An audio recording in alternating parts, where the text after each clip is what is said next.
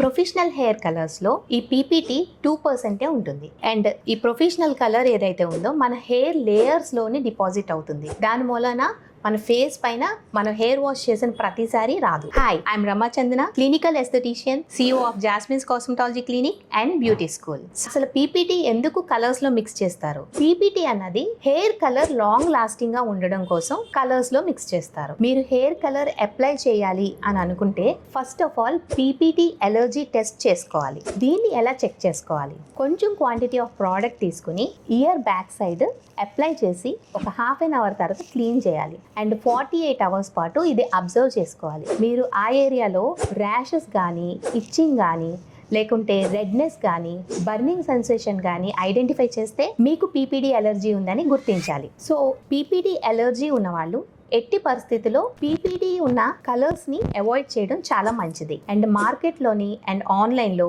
ఇప్పుడు ammonia free, paraben free and PPT free ఉన్న products దొరుకుతున్నాయి. అవి ప్రిఫర్ చేయండి. Stay tune for part 3. మీకు ఏదైనా డౌట్స్ ఉంటే కనుక ఇమీడియట్ గా కమెంట్ సెక్షన్ లో కమెంట్ చేయండి. మరిన్ని అప్డేట్స్ కోసం ఫాలో జాస్మిన్స్ పేజ్.